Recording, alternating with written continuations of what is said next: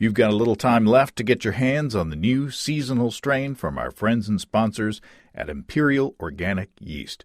W04 Paramount is a specialized wine strain perfect for seltzer fermentations. Imperial W04 Paramount is available now through the end of February. You know we love Imperial Organic Yeast. My stir plate is dusty because I don't make starters anymore for moderate gravity 5-gallon batches. With a pitch rate of 200 billion cells per easy-to-open packet, my airlocks are usually bubbling before bedtime. Ask your local homebrew store for Imperial Organic Yeast and check them out at imperialyeast.com. That's imperialyeast.com.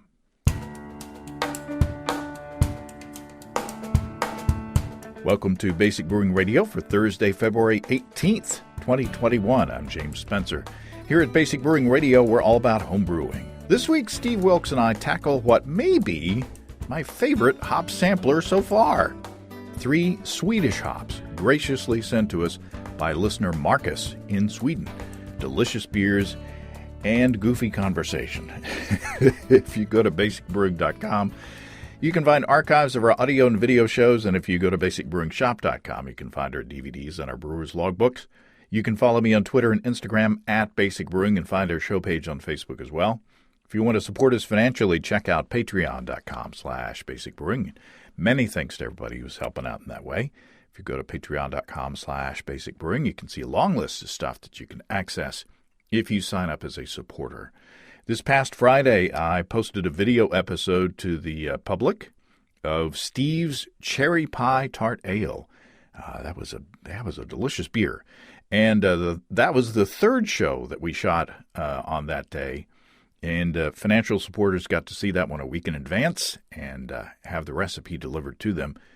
This coming Friday, supporters will see the second episode that we shot on that day about my coconut midnight wheat stout.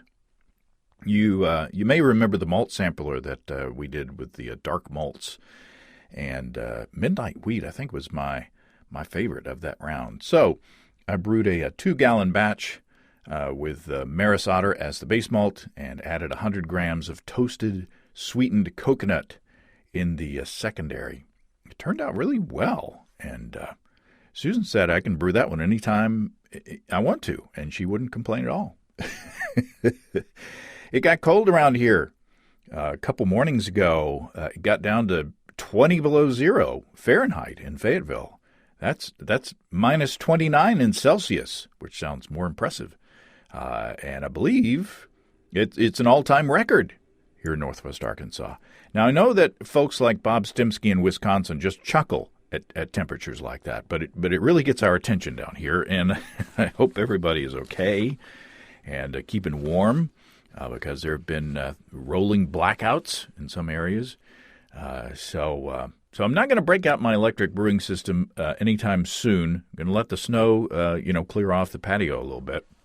But I do love my awesome electric brewing system that I got from our friends and sponsors, Desiree and Dave from High Gravity in Tulsa. As you know, mine is the 240-volt single-vessel brew-in-a-bag system with the Warthog EBC 130 controller, and it usually does great in cold weather. That cold wind can blow, and the heat stays inside the kettle, inside the wort, where the boil coil is. Back in the day, I remember building little windbreaks around my propane burner to try to get that kettle up to a boil on cold and windy days. And that's dangerous, too, and a potential source for a disaster show story. I also used to wrap my mash in old quilts and blankets to try to maintain something resembling a stable rest temperature.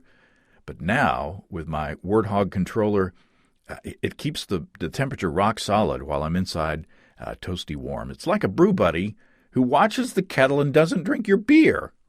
In many ways, an electric system from highdgravitybrew.com can take the pain out of propane with a setup that's tailored to your needs. From 5 gallons to 2 barrels, a single-vessel system like mine, to a more traditional 2 or 3 vessel system. You can find out what you need at family-owned and operated highdgravitybrew.com. That's highdgravitybrew.com. Okay, this is a fairly long one, episode that is, and Steve and I giggled quite a bit with this one, thanks to Google Translate. The hop descriptors are a bit more clumsy than usual this time, but these Swedish hops made this one of my favorite samplers. Steve Wilkes, welcome back to Basic Brewing Radio. Thanks. Wait a minute. Let me start that over again. I'm going to leave it in. Okay. I blew my line. Okay. Steve Wilkes, welcome back to Basic Brewing Radio. Thanks, James. It's good to be back. It makes you more human. I forgot where I was at. Not even at my own store. I forgot. I was like, well, where am I? You've taken one sip of beer. I know. I was confused. I wasn't sure if I was at your place or my place, and then I had to look around.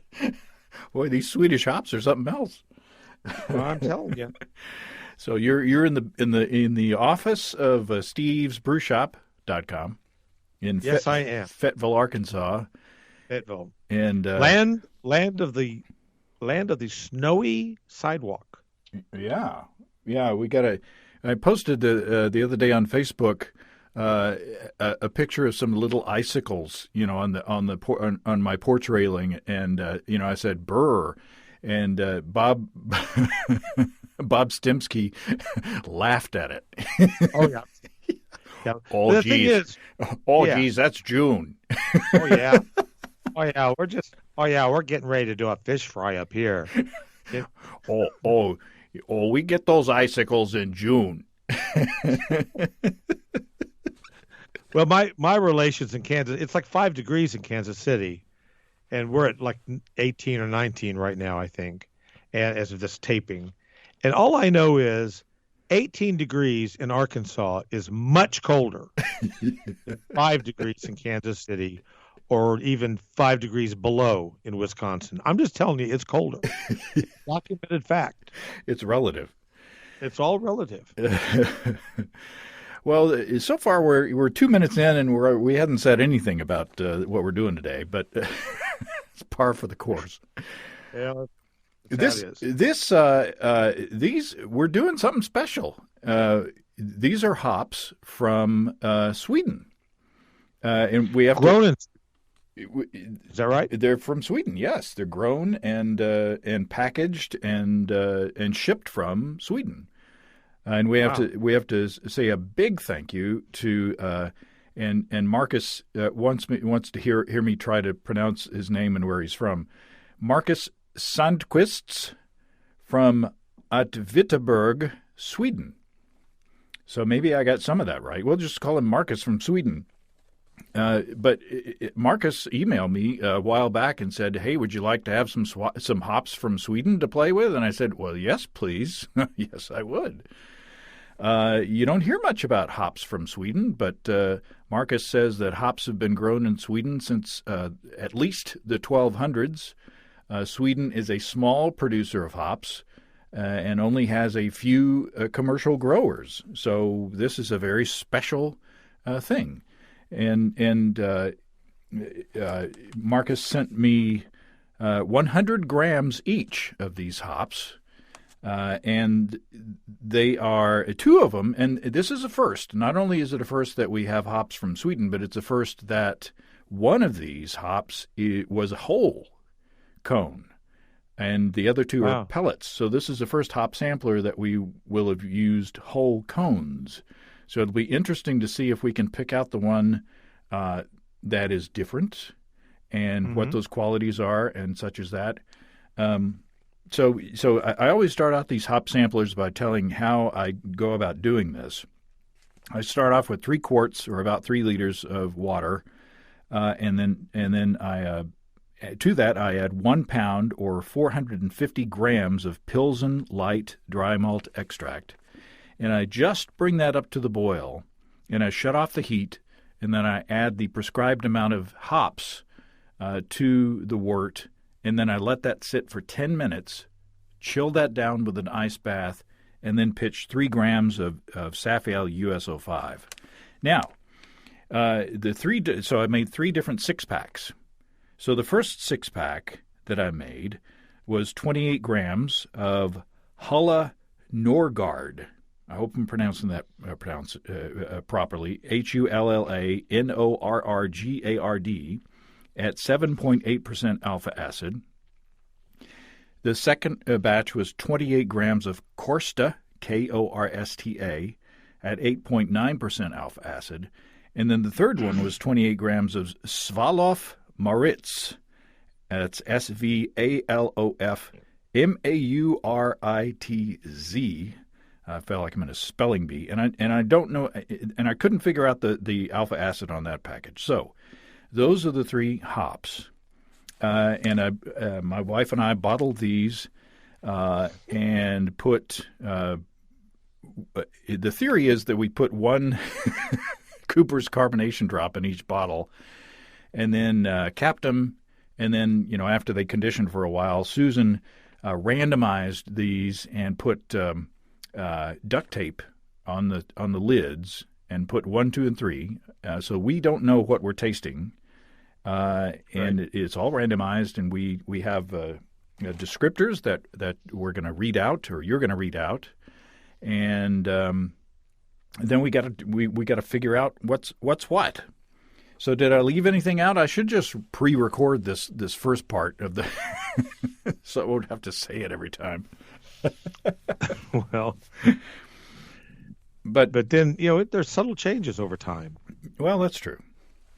Yeah. So here we have 3 beers sitting in front of us, and the first one that we poured, you and I both have a lack of carbonation.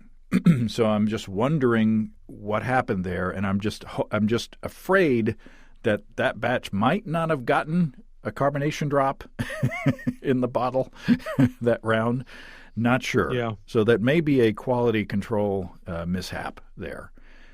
So it's kind of flat, but still tasty. And you were commenting that you thought that the malt character was different on this batch of beers than from previous hop samples. Yeah, I don't know what I assumed when I started tasting the 3 beers, just kind of pre-tasting.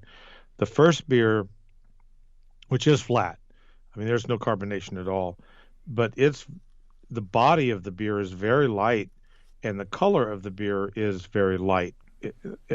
Like it's just Pilsner malt, which of course they all are. But I didn't really know that. I didn't really catch on to that until we talked about it again, because the other 2 beers are somewhat darker in color, and they have more malt character to my palate, which I guess in theory they shouldn't have, but I'll swear they've got a little bit of crystal malt or Munich malt or something in them. I swear they do. I wonder if it's just the body from the carbonation kind of tickling your tongue a little more, or giving you the illusion of more, finishing gravity. Yeah. I mean, it's just about got to be that. I would say that the difference in color is not my imagination, because I can quantify that pretty easily. But yeah, I was really surprised. In fact, I don't know what my mind was on, but I for some reason thought he had sent you finished beers that you had. No, they're Swedish beers. They're not Finnish. Yeah. They're not Finnish beers. They're Swedish beers. Yeah, I mean, that's right. Just a little geographical humor there. Yeah, I walked right into that one. No, Marcus just sent the hops, and and so I've got 100 minus 28 left. So if you like some of these, I can share them with you, and you can play with them as well. They're all tasty beers. Well, number one, let's just talk about its merits, forgetting that it's flat as a pancake. It does have a nice flavor. The hops are there, nicely in balance with the beer. They don't particularly pop out at you. I think they're definitely, all 3 of these are definitely old world hops. Meaning I don't pick up any grapefruit pine. They're very floral and fluty. That would be the football player. they're very Doug Flutie. They're very fruity, but in a really restrained kind of way, a very understated sort of way. And that's what I get from the first beer. And if it were carbonated, I'm sure it would be even better. Yeah, the first one, I would say that. The other two, I think, are fruit bombs, but we'll get to that. Yeah. But not necessarily citrus fruit bombs. But the first one, I think, is I really like the hop character. And I'm trying to maybe floral is a good descriptor. Kind of, there's a spice to it.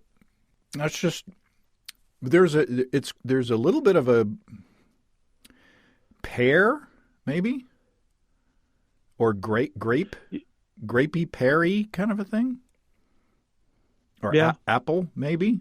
Yeah, of course. I tend to think of those things though not as. I tend to pick those flavors up more as the fragrance of the flower, meaning the sweetness of an apple orchard or the sweetness of an orange orchard, something like that, rather than eating, or biting into an apple or biting into a grape or a pear. I tend to pick it up as a more floral, more nuanced flavor. I'm almost to the bottom of this. And of course, I didn't pour the whole bottle in this one sample, but I'm nearly done with this. It's really, really delicious. Yeah, I'm thinking I'm going to stick with kind of pear. Maybe a little bit of grape, but either pear or borderline kind of apple. Yeah. Not as far as being like an apple cider kind of a thing, but just that, right. just a hint on my tongue. Very good. That's a delicious. Whatever it is, it's a delicious hop. Now, yeah, it is. Now I reached out, or I Googled these hop varieties, and I didn't find anything in the way of English language descriptors. So I went onto the website of the Swedish University of Agricultural Sciences, and everything's in Swedish on there. So I took the descriptors of each of these hops and I pasted them into Google Translate. So if we come up with some weird phraseology, yeah, it's because of Google Translate.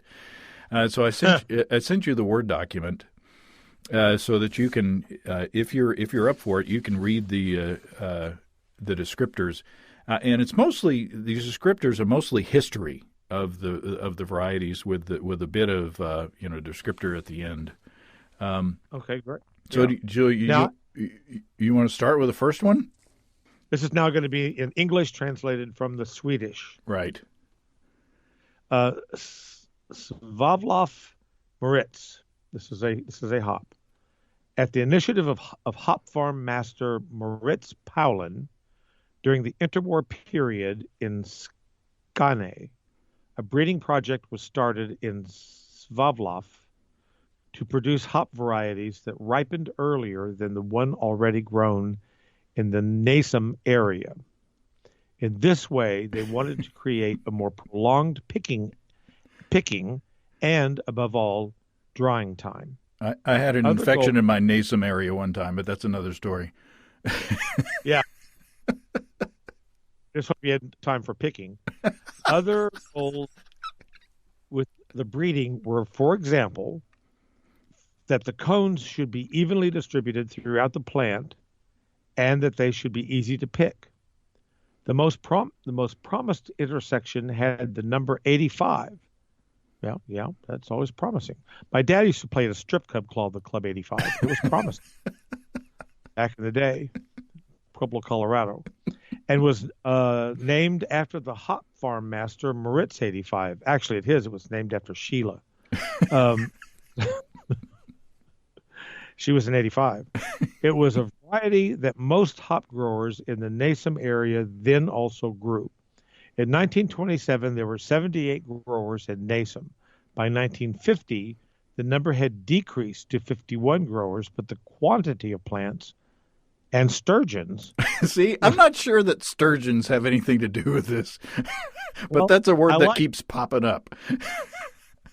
I like it, though. Plants and sturgeons at the same time was the highest ever. You got to respect that. I mean, you just got to. There were 34,000 sturgeons. I mean, that's a lot of sturgeons. That's a lot of fish. That's a lot of fish. Think of the caviar coming out of there. In 1955, the annual delivery from Nasum was at its highest. The harvest was 8,000 kilos of dry hops, which corresponded to 2% of the country's total hop needs at that time. They say nothing about caviar. Now here comes the meaty part. Okay. In test brewing, the Cones gave an excellent beer with a floral, that's what I think, floral and herbal spicy aroma. The taste was judged to be floral with undertones of citrus and grape and herbal spicy or an herbal spiciness. Dry hops gave a particularly distinctive beer with aroma of mushroom, cheese, and leather. That's your house on the weekend. Well, yeah. It has a distinctive aroma of mushroom, cheese, and leather. Woo. We have some great parties. The taste was described as floral and herbal and spicy. Okay, so that was Svalof Mauritz. Svalof Mauritz. Taste of citrus, grape, and herbal, spicy. Dry. When you dry hopped it, it has the aroma of mushroom, cheese, and leather, and the taste is floral and herbal / spicy. Yep. So interesting. Let's talk about our friends and sponsors, Ricky and Kelly at Groenfell Meadery in Vermont. Ricky says they're all caught up on brewing. He says Groenfell now has all of their specials available at the same time. Groenfell has Bright Eyed, Oaked Valkyrie's Choice, Chaos Sizer, and Winter Warmer for folks who want to make a mix pack of Groenfell's special releases. It's something that Ricky thought would never happen. So you can take advantage of this rare opportunity and go on groenfell.com and select these delicious honey-based beverages, along with other tempting things, and have them sent to you if you live in the states that Groenfell delivers to all across the country. I love Groenfell and Havoc meads. They're really drinkable, most of them sessionable, and they come in handy aluminum cans that you can take with you as you enjoy a nice winter hike. Just remember to pack the cans back out, which I know that you're going to do anyway. Check out all the special, delicious meads now available at family-owned and operated Groenfell.com. That's GROENNFELL.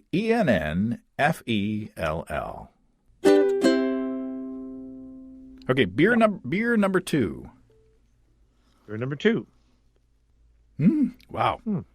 Beer number two beer a lot. is a lot. The hop character is a lot stronger to me.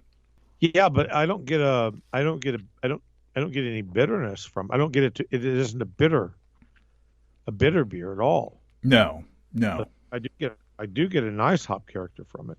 Yeah. Of course, the way these are hopped, putting all the hops in just that hop stand for 10 minutes, you're not going to extract a ton of bitterness. There is a solid level of bitterness. It's not a sweet beer. Mm-hmm. No. But the fruit character. I think it's really well. I think it's just in balance. It's a nice balance with itself. Mm-hmm. To balance with the malt. I get kind of pepper. Mm-hmm. Little peppery notes. I hate to say this because I know it's been planted, but it's kind of leathery. There's kind of a leather, thing going in there a little bit. I get grapey. Again, I mentioned in the first one, but I get grapey again. It's really good. I mean, I like it a lot. I could drink a whole pint of this with no problem at all. I could real easily. I'd like to make a good pale ale out of this. And you could make a really excellent New England IPA out of this hop. Yeah, but I was tasting it. I kind of taste it more in or the beer that came to mind would be a really nice bitter, like an extra strong bitter, or even an ordinary bitter. Something with a really nice toffee, kind of that British backbone of malt. I just think would play really nice with this hop. Huh. I get more. So you're not getting the. It's not a. I described 2 and 3 as fruit bombs. They're not necessarily as fruit bomby as I earlier thought. But you don't get a lot of fruit out of number 2. Yeah, I do, but it's not fresh fruit. I get more like a. It's more subdued. It's more subtle. I get like a dried fruit, like a candied fruit. Huh. Interesting. I don't get real bright flavors from any of these beers. I get more of a quiet, nuanced flavors from them. So they taste more like herbal and somewhat fruity in that way than they do of a bright fresh fruit flavor. Now, for me, I agree that I don't get citrus. No, I don't get these. Yeah, in these, but even that, but I don't get that. I don't get like fresh melon or fresh apple or fresh pear. I don't get that. I get it as though it were dried, like the fruits have been dried, which brings a different flavor profile to that same product, and that's what I get from them. I get more like I get a little bit more like it's like a Ricola cough drop, but not that strong. I don't mean it's I don't mean that you sucking on a Ricola and drinking a beer, but it's very herbal in that way. Yeah, it isn't Ricola. I mean, I can't remember the last time I had a Ricola, but isn't that kind of licoricey, kind of anisey? Yeah, but it's, it is. But it's got a lot of kind of savory, herbal flavors in there, and there's so many flavors you can't really figure out what's going on. But it's very subdued. Other than that, you're right. There is an anise, licoricey kind of thing that's quite strong, but all the background notes are really complicated and really kind of cool. And you're talking about the cough drop now. I'm talking about the cough drop. So I kind of get those background notes. This is so convoluted. That's what it reminds me of is the cough drop, but it's the background notes of the cough drop. That's what I get in the hops in this beer. Okay, I can see that. I went back and tasted number 1, and I stand by my appley, peary, grapey descriptor of number 1. Yeah. Number 2 is more kind of a general fruit. I can't put my finger on the fruit that I'm tasting, but it is, to me, it's fruity. Yeah, it's fruit. Yeah, it is. But I can't like put my finger on a fruit. I can't say this is the fruit I'm tasting. It's more like a fruit candy, a generic. Is it fruit punch? I don't know. It's Ricola. I haven't coughed since I've tasted it. So see, and your throat feels better. And I have the urge to through one of those really long Alpen horns. So maybe there's something in that. The yodel. Okay. Well, hop descriptor. It's a very good beer. Yes, it is very good. Hop descriptor number 2. This is Korsta. The hop plant comes from Korsta village, Skjerns, that's with an umlaut over the O, Ooh. parish near Sundsvall. I wonder if that means like Sunnyvale. I don't know. I don't know. Pardon me. There might be vampires. Hops grow in the same place as a hop farm, which was excellent on a parcel map from 1769 over Korsta village in Skjerns parish. I think that means there's been a hop farm since 1769 that grew excellent hops. Yeah. That's how I'd interpret that. That's a long time. Further information about the hops in Korsta village is also available from 1778. The siblings did not agree on a home split, so it was decided that Olaf Johansson would keep the lottery and half of Kalixnagen and Humlegarden. Oh, and he would keep half of Kalixgarden and Humlegarden. At the time the hops were collected, they grew in an arable land at the edge of a forest at the corner of a field. Adjacent to the hop farm were the remains of an old barn. When the donor's husband was small in the 1960s, he used to play in two gigantic wooden barrels in which hop cones had previously been stored. So do you taste any of that? I get that in beer number 2. Mostly the corner of the field. That's what I'm getting. I'm picking up the corner of the field. It's Olaf Johansson. I'm tasting residue of Little Boy from the 1960s. I don't know. Well, he used to play in the wooden barrel.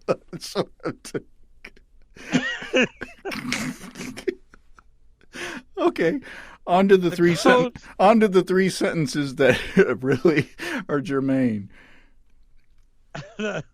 Well, we can only hope. The cones gave a very good beer during test brewing. Aroma of citrus, grape, and tropical fruits. Ooh. Tastes of citrus, grape, and with hints of green grass. That came off his shoes when he was in the hop barrel. Yeah. mostly from Kalixnagen and Humlegarden. Oh. That was painful. I'll give it to you in the archaic Latin if you'd like. Now, keep in mind, I could have edited out that whole paragraph about the whole, but I knew it. I think it's perfect because it's just wonderful. I love it. It's the best description we've had yet. I want the Swedish University of Agricultural Sciences to do all of our hop descriptions. I think that would be, I do too. That would be awesome. No, yeah. But it kind of gives a flavor, so to speak, of these hops as being creations of a farm and creations of a family that's been on this farm since the 1700s, and so it's not like a laboratory that's doing random breeding of hops to see what they come up with and see what brewers like, and then they push it out on the market. These are hops that have been around for a very long time, and work because people have been using them for generations to brew beer with. And so, I'm laughing at the weird translation and things like that. But I am enjoying the fact that, we have the privilege of tasting these hops from this part of the world that, we don't have access to generally. So, and not just as part of the world, meaning that, well, I don't know from these descriptions. I don't know. This doesn't really sound like a commercial hop to me. I guess it must be.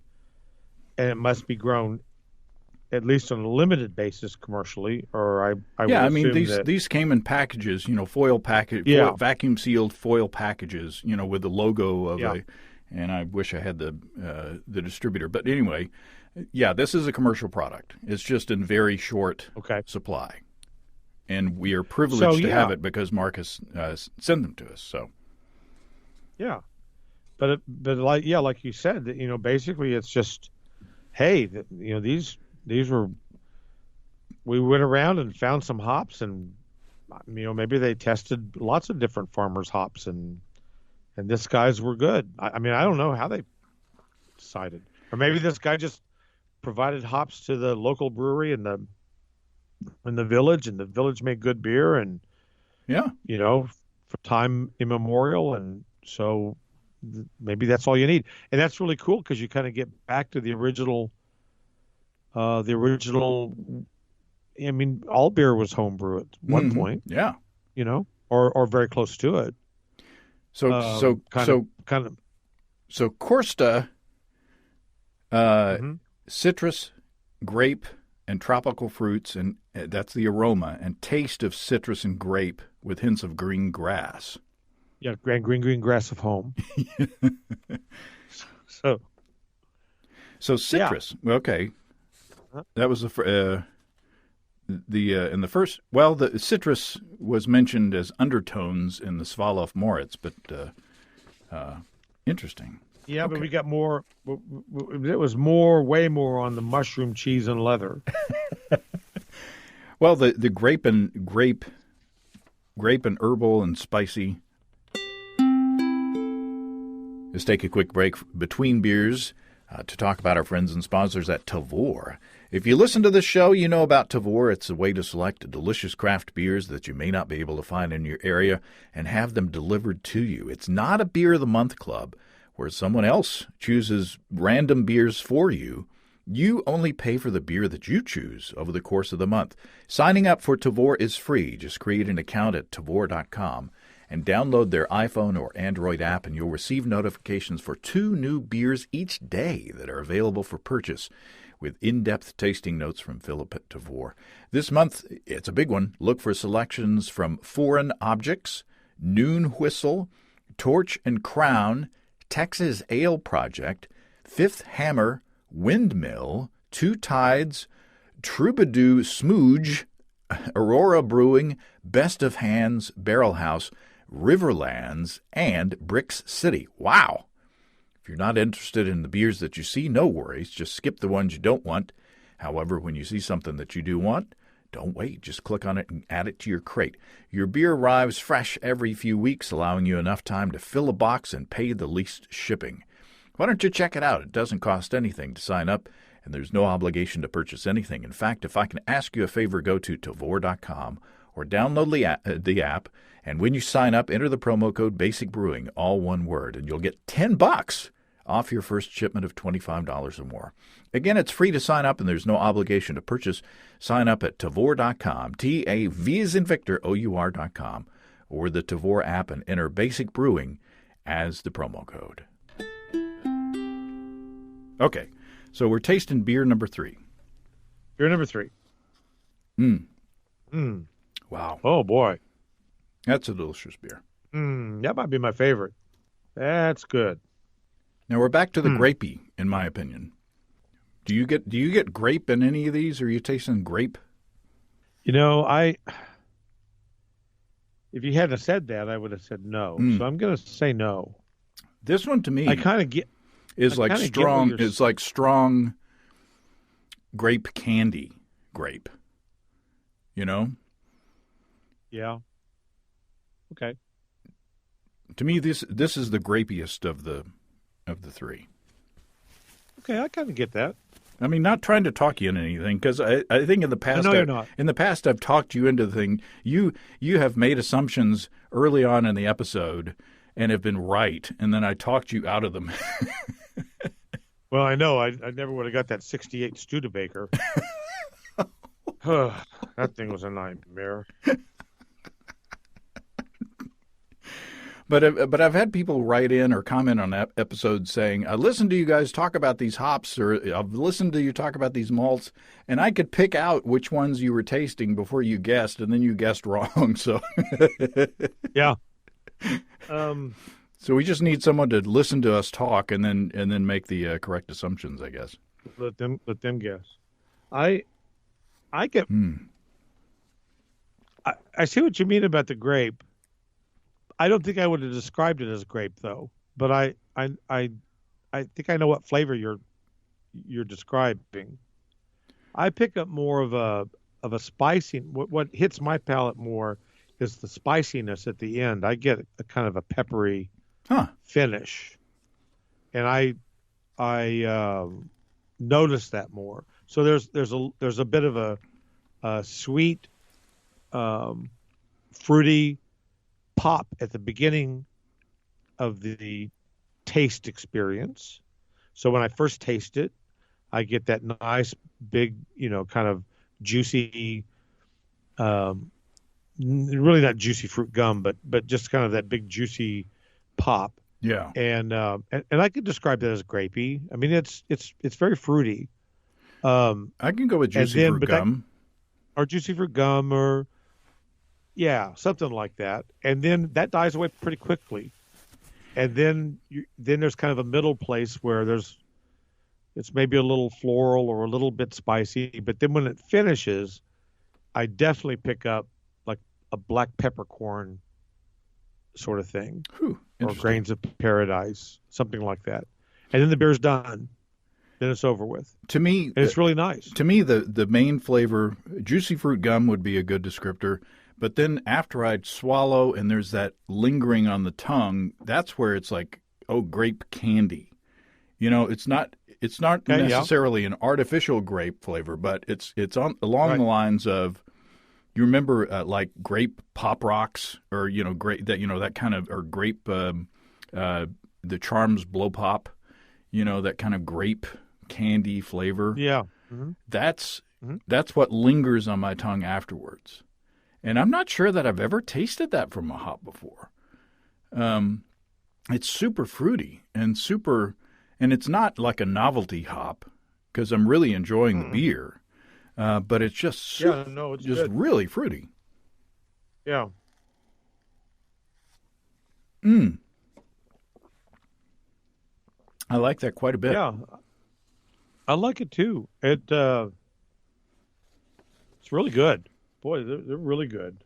They're really different too. They're different, but they're also very familiar. Huh. So they're not a novelty hop. They're not trying too hard. They haven't been bred to be over the top in any one given area.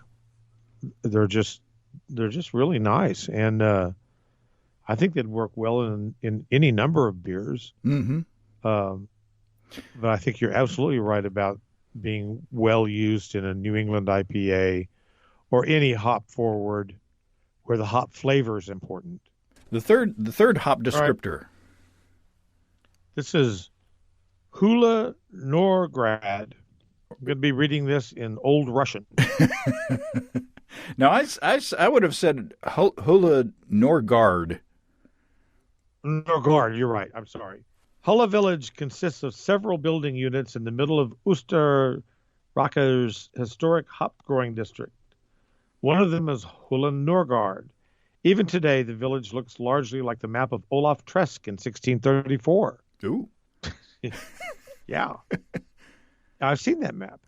It shows that in Hulla, there were 8 hop farms with a total of 640 sturgeons. Now, I don't think, again, I think Google Translate. I don't think. I think there are 640 sturgeons, and I'm going to prove it before I go to bed tonight. Hulla Norrgard is located near Askaban. That can't be right. Ascarboda. Ask your own Boda. That's what I say. Ascarboda, where the artist Wilhelm Wallander lived temporarily at the end of the 19th century to study the area's hop cultivation. He needed these for his big oil painting, Hop Harvest in Osterkater. I can't say it. Osterreicher. Let me try it again. Osterreicher. Yeah. The woman from Okay. The woman from I was just letting that sentence sink in.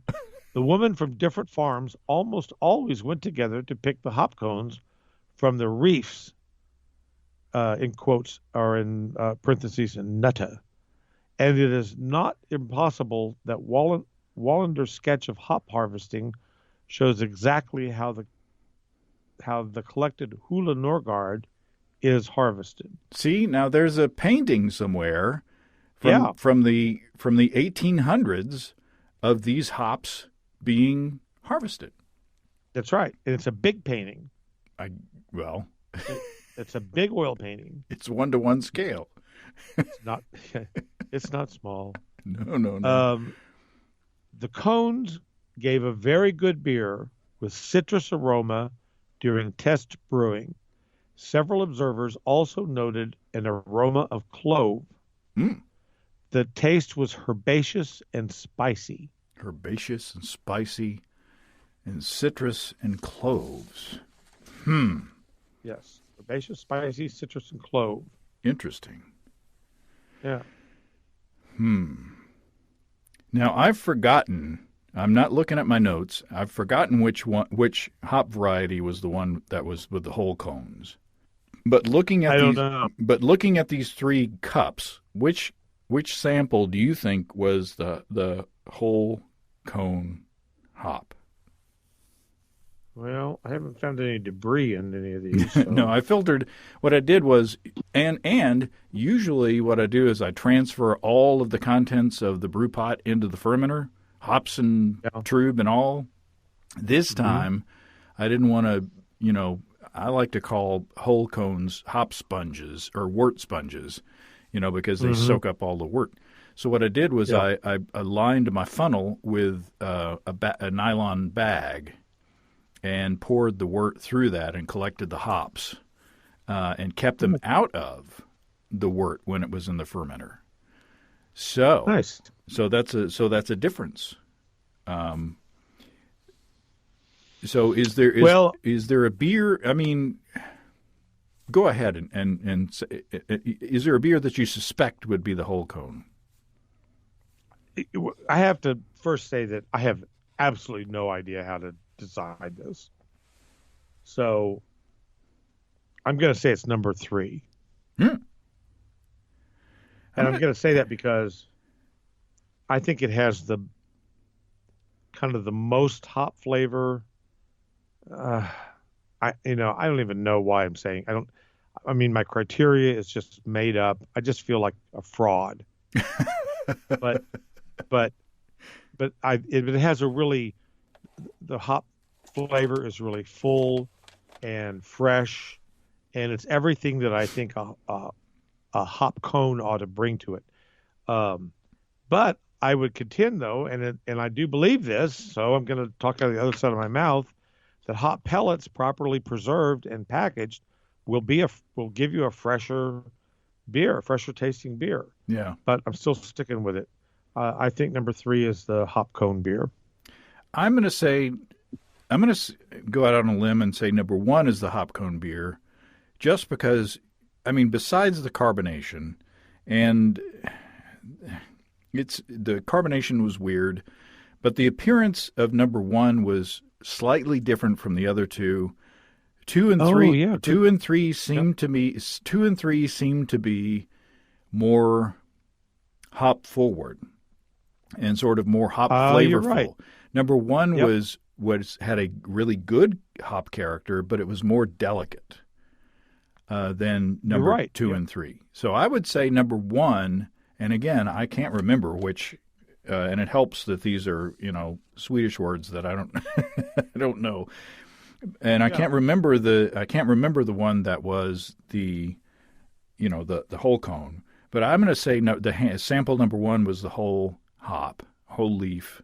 It's not really leaves, but the whole cone hop, and the other 2 were the pellets. Now, as far as which variety was which, we're on the same grounds because, again, I can't remember which one was the whole cone. But do you have any? I'll let you go first. Do you have any guesses on which variety was which? Well, I didn't until that last description when it mentioned the clove. and I felt like I picked up a peppery, almost clove-like character out of the second beer. So I'm based on that alone, I'm going to go with the Hulla Norrgard as the number 2 beer, Mm. and and then I, and then I'm going to go with the number 3 beer as being the Svalof Mauritz beer, and number 1 as being the, I just don't know, as the Korsta beer, but that's what I'm going to go with. I think I'm going to agree with you. So you're saying number 1 would be the Korsta, right? Yes. Mm-hmm. And I agree with that because it's got aromas of citrus, grape, and tropical fruits, taste of citrus grape with hints of green grass. I would go with that. The Hulla Norrgard is the clove and the herbaceous, and you say that was number 2. Yes. And then number 3, I said had kind of a more general fruit flavor, floral with undertones of citrus, grape, and herbal / spicy. I think that I think that would go in number 3. So I do too.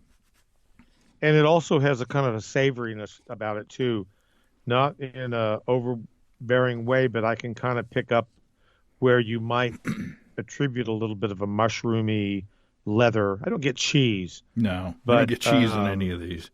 But if you boil it longer, you would get cheese. Okay. Maybe. And they get some weird cheeses in Scandinavia, too, so we don't know what's going on up there. It's to go with the Swedish meatballs. That's right. And the flat furniture. Okay, now, so now what I'm going to do is I'm going to reveal the whole cone hop, and that was Svalof Mauritz, which we guessed was number 3. But it was I did. Yeah. But it was actually.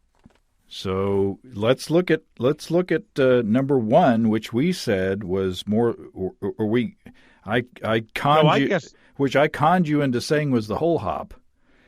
No, I didn't say that. Oh, you said which one? No, you said number 3 was a whole hop. Yeah, I said number 3 was whole hop. Okay, all right. So I got that part right. Okay, well, I don't know. We don't know. So number 1, we're peeling number 1. Number 1 was the Svalof Mauritz. It was the whole. It was the whole hop, the whole cone. Okay. All right. So you got that right. Got that right. Well, I got the guessing which was the whole cone, but I thought number 1. I went with you and said number 1 was the Korsta. Number 2 is actually the Hulla Norrgard. We got that right. Yeah. So we just switched. Number 3, peeling. Yeah, number 3 is the Korsta. So we just switched number 1 and number 3 as far as the varieties. So you got them all right, though. No, I went with you on the varieties, but I did get. I did get that number 1 was the whole cone. Got it. And there was to me there was a difference. The intensity, and I don't know whether it was because of the pellets or whether it was because the hops stayed in the fermenter during fermentation, and got agitated around, with the yeast. But to me, number 1 was a less hop forward experience, a more delicate hop experience. So I got that part right, but then we switched number 1 and number 3. This Svalof Mauritz was described as herbal, spicy, citrus grape, mushroom, cheese, and leather. That's the one I thought was like appley and peary with some grape. Hulla Norrgard, which we got right, was described as cloves, and herbaceous and spicy. That was the one that was kind of middle of the road. We got that one right. And then the Korsta, the Korsta was the citrus, grape, and tropical fruits with hints of green grass. Right. So we just flipped the grapey ones. Yeah. But I'll swear the green grassy was, I mean, we got them wrong according to the descriptors. I don't know that we got them wrong according to our palates. I mean, so who's wrong? I mean, I contend the description's wrong. Well, we come across this a bunch where, it's like, well, that's the descriptor, but that's not what I got. And again, it might be, who knows where they added the hops in their test batch, that might have changed the chemical characteristics of the hop. Yeah. This was gobs of fun. This was just a lot of fun. Yeah. And I would be glad to share any if not all of these with you, so that you can put your spin on them and see what you can come up with as well. I'd agree with them. And thanks. I'm kind of wanting to do again. And many thanks again to Marcus Sandquist in Wittenberg, Sweden, for thinking of us and for sending the hops.